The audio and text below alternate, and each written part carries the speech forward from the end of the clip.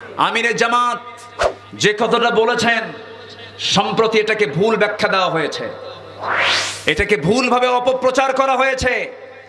আমার নবীজি মক্কা বিজয়ের দিন সবাইকে মাফ করেছেন আমভাবে, কিন্তু যারা চিহ্নিত ছিল 17 জনকে তিনি বলেছেন এই 17 জনের কোনো মাফ নাই, তবে ইসলাম গ্রহণ করুন, কবুল ইসলাম গ্রহণ করলে তাদেরকে মাফ করে দেওয়া হবে। আল্লাহু আকবার বলেন। নাম্বার 6 হলো আদালত, ন্যায় বিচার করা। আমার নবীজি বিচার করেছেন নিজের জন্য যে বিচার, অন্যের জন্য সেই বিচার। কিন্তু আজকে 16টা বছর আমরা দেখেছি এদেশে বিচার কি সঠিক ছিল নাকি? আজ তো সঠিক ছিল? সঠিক ছিল? সঠিক ছিল না। আলেমদের বিরুদ্ধে ধর্ষণের মামলা ঠুকিয়ে দিয়েছিল। সম্মানিত ভাইয়েরা, আমার নবীজির সময় তিনি যখন আদালতের বিচারপতি, সম্ভ্রান্ত পরিবারের একজন মহিলা, তার নাম হলো ফাতিমা। আমার নবীর নাম, মেয়ের নামও ফাতিমা। চুরি করে ধরা পড়েছে, ধনী মহিলা, সম্ভ্রান্ত উচ্চ বংশীয় ঘরের মেয়ে। ওমরে ফারুক রাদিয়াল্লাহু আনহু তিনি রাসূলকে নিজে এসে বলেন, হুজুর সম্ভ্রান্ত পরিবারের মেয়ে, একে মাফ করা যায় কিনা, আপনি একটু চিন্তায় নিয়ে আসুন। আমার নবীজি খেপে গিয়ে রক্তিম চক্ষু আকার ধারণ করে বললেন, ওমর তোমার দারাজ কণ্ঠ গেল কোথায়?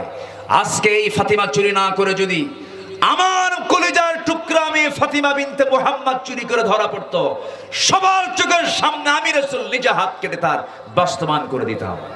জোরে বলুন আল্লাহু আকবার।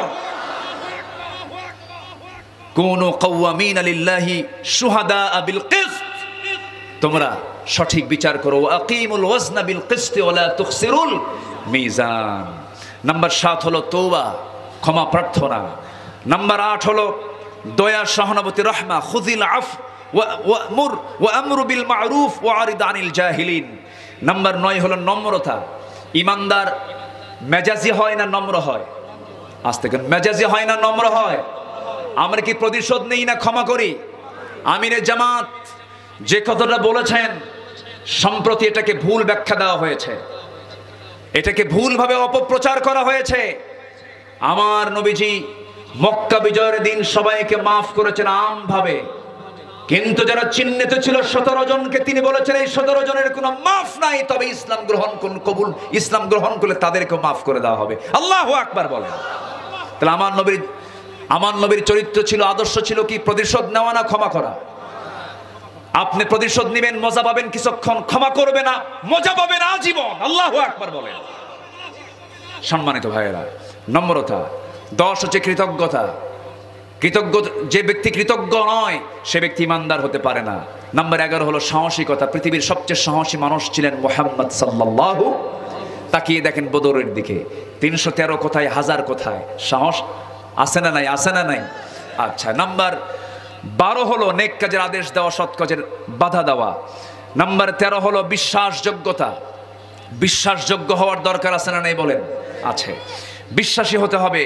নাম্বার 14 হলো নিষ্ঠাবান হওয়া, ইখলাসু ফিল আমাল।